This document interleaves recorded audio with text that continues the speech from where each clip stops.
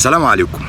انا محمد خليل معاكم على قناة اليوتيوب هنا اهوت. احنا بنتكلم النهاردة عن محور فيلادلفيا والصومال والرعاية المصرية لدولة الصومال. المصريين بيفكروا بشكل في نوع من انواع الحق. احنا حقانيين في القضية. يعني ايه؟ يعني احنا عايزين ندخل اكل وشرب للناس اللي انت حابسهم جوه كاسرائيلي. انت عايز ايه من الناس ديت؟ عايز تحبسهم؟ طب بعد حبسهم، بعد عدم انك انت تخليهم ناس بتعرف، عارفه تاكل، عارفه تشرب، عارفه تعيش، عارفه تنام في بيت، انت قتلت كل احساس الانسانيه في الفكره بتاعتك لما قفلت كل الحدود عليها. الامور بتسخن اكتر بعد الرد المغزي من حسن بسطرمه اللي حصل في مصر. فحصل في الرد اللي فات بتاع لبنان، هو رد مغزي جدا ويثبت للاسرائيليين ان احنا ما عندناش حد ممكن نواجهه في المنطقه ديت غير مصر. ركزوا معايا في الكلام اللي بيتقال دلوقتي. بعد الرد بتاع حسن بسطرمه اليهود مش لاقيين حد ينافسوه في المنطقه، لان حسن بسطرمه بيجاوب اجابه صريحه: انا مش معاهم يا فندم، طلعني بره الحسبه، انا لا املك الدفاع عن لبنان في الوقت الحالي. ازاي يا استاذ حسن؟ ده انت كنت حسن بسطرمه قد الدنيا.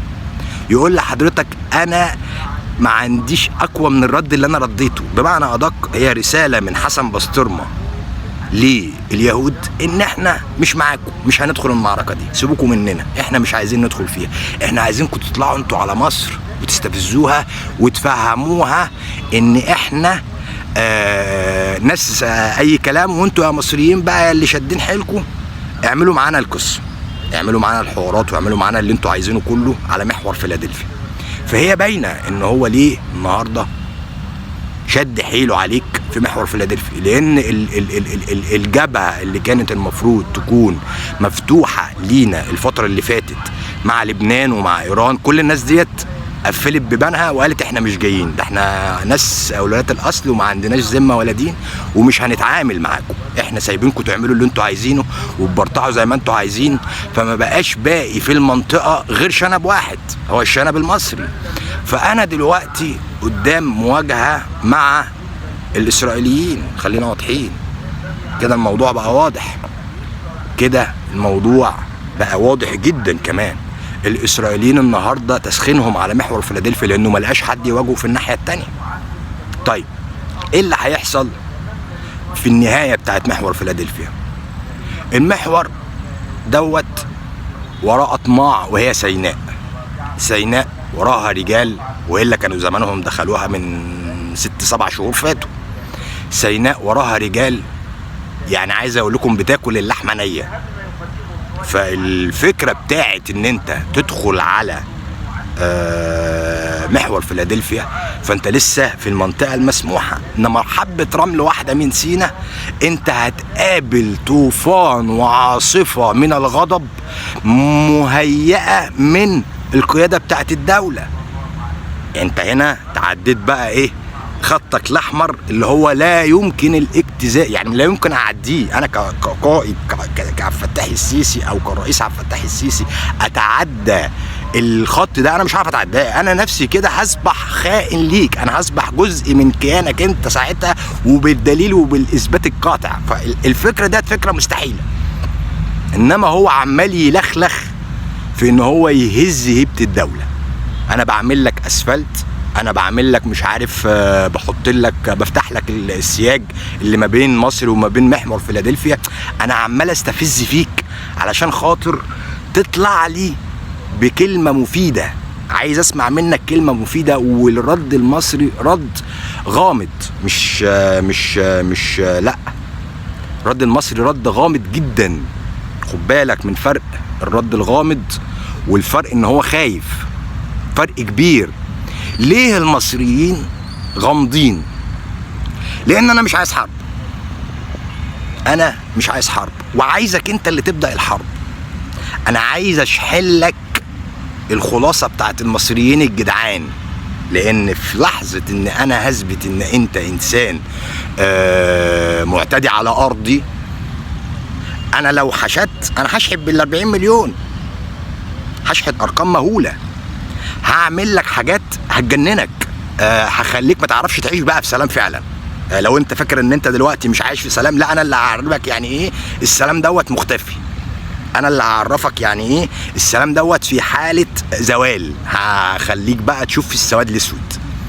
كل دوت علشان خاطر انت عايز تثبت كلمتك. لا انا هعلمك يعني ايه كلمه في المنطقه اللي احنا عايشين فيها دي. ده ببساطه الغموض بتاعنا مخبي وراه خراب اسود عليكم. لا تكون فاكر ان موضوع يعني في الحته الطريه. لا لا لا لا لا، ده انا عندي مش اقل من 5-6 مليون كده جاهزين للفداء. حياتنا ذات طين، احنا كده كده اصلا عايشين بناكل من التراب. خدوني معاكم من الاخر. دول كده جاهزين، دول 5-6 دول كده على الماشي. انت متخيل الارقام؟ انا لو مسكت كل واحد 3 خزن وسلاح، ساعتها حاله من حالات عدم الاستقرار لن يشهدها المنطقه في حرفيا. انا اللي جوه بقى وفاهم القصه. انما انت طيب يا حماده، انت ككيان انت طيب خالص، انت مش فاهم حاجه. انت بقى تقول لي ان انا معايا امريكا ومعايا الهيصه اللي انت عايش جواها. كل الكلام ده بيدوب في المواجهه المباشره.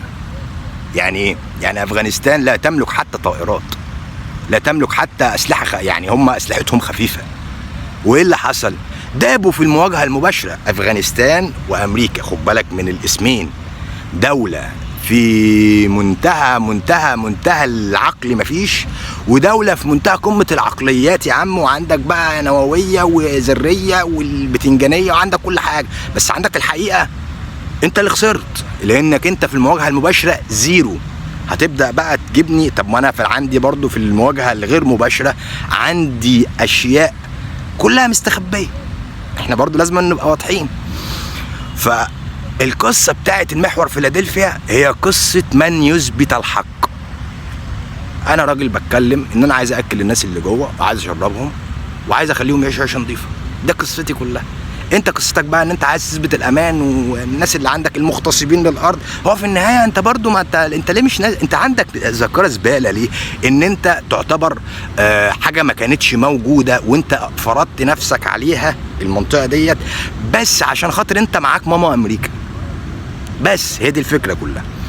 النقطه الثانيه بتاعت الصومال تحت رعايه الحكومه او الجيش المصري. الصومال دولة عندها أرض اسمها صومال لاند أو أرض الصومال ديت. يعني يعتبر فيها انقسام وفيها حاجات زي كده، والجيش المصري قدامه مهمة صعبة، مش قدامه مهمة سهلة.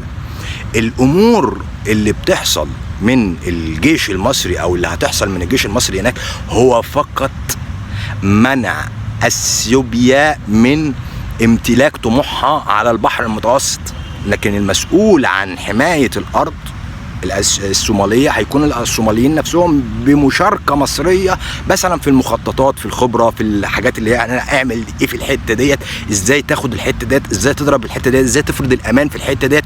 هياخدوا خبرات، هي هتكون خبرات في النهاية بإذن الله مفيدة جدا للمنطقة دي، لأن المنطقة ديت هي في النهاية منطقة تمثل أمن خطير جدا للمصريين، وهو ملاحة مصر من خط قناة السويس، الملاحة المصرية.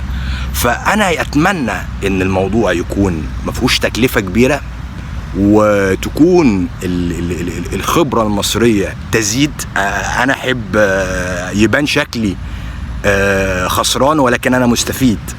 يعني ايه؟ بستفيد من كل حاجة، بستفيد حتى من الخسارة. يعني ايه بستفيد من الخسارة؟ الأخطاء هي من تولد النجاح. الأخطاء هي من تولد النجاح. في حالة إن أنا أخطأت في منطقة زي ديت هو وارد، ولكن الاستفادة من الأخطاء وزيادة الخبرة من الأخطاء. وفي النهاية إحنا عايزين نرفع من معنويات الجيش اللي راح هناك، ولازم يكون معنوياتهم في السماء، ولازم يكون طموحنا أكبر من كده كمان، لأن ديت يعتبر البدايات. إحنا عندنا مصنع رجال واصل ل 45 مليون قطعة بشرية. يعني بصوا، رقم هتلر نفسه ما يعرفش يعمله، حاجة كده جبارة. انا عايز استفيد من قوتي البشرية الغير مفعلة في الصناعة او غير مفعلة في اي مكان. انا عايز استفيد منك كمصري، كبس كجنسية، الجنسية بتاعتك دي انا عايز اضيفها، اخليها ليها قيمة. خد بالك من النقطة ديت. فانت هتحامي على حدودك وهتحامي على المصالح بتاعتك. دي نقطة احنا كنا منتظرينها من زمان، وبنتمنى من ربنا سبحانه وتعالى ان النقطة ديت تكون نقطة فارقة في حياتنا، ان احنا نبقى يعني اقولها الجيش الذي لا يقهر بإذن الله. يعني حاجة نكون بديل للقوات بقى المجنونة اللي جاية بتاخد خير المكان كله، وهم ما بيعملوش حاجة غير ان هم يعني قاعدين على كراسي، يا خلينا نقول كراسي. بس في النهاية انا استحق اني اكون المنطقة ديت منطقة اصلا ملتهبة. انا استحق ان انا اظبط المصالح لمصلحة المنطقة ولمصلحتي انا الشخصية، مفيش مشكلة. بس برضو ما اكونش انسان ظالم، وربنا يمنعنا من ان احنا نكون من الظالمين بامين يا رب. لازم نكون ناس معتدلة جدا جدا جدا جدا جدا جدا في تصرفاتنا وفي افكارنا، ولازم ننشر الاخبار بتاعه الجيش الطيبة اللي بيوزع شوكولاتة على الاطفال، اللي مهتم بان هو يكون انسان ايجابي في منطقة حراسته. النقط ديت هي اللي هترفع سهم النجاح. بالمناسبة انك انت تكون فاكر انك انت محتل، الفكرة ديت فكرة سلبية جدا انها تكون موجودة جوه دماغك. انما تكون انسان محقق للعدل، وهو نفس المكان الحراسة اللي انت واقف عليه، انت بس هتحول الافكار من انسان مغتصب للارض لانسان محقق العدالة لاصحاب الارض، رقم 1. ورقم 2 تحقيق المصالح الشخصيه اللي انت انا موجوده عشان خاطر امن السفن اللي جايه من كل دول العالم، اذا كان الصين، اذا كان الهند، اذا كان اليابان. كل التجاره ديت انا بحميها عشان خاطر اخد المقابل بتاعها في العبور بتاعها من قناه السويس. ربنا ينصر مصر، ودايما نكون من وقت للتاني امورنا تكون طيبه ان شاء الله. بتمنى لكم مشاهدة سعيدة، ولو كان الفيديو عجبكم بتمنى انك انت تضيف الاشتراك وتحط تعليق جميل، وتحياتي.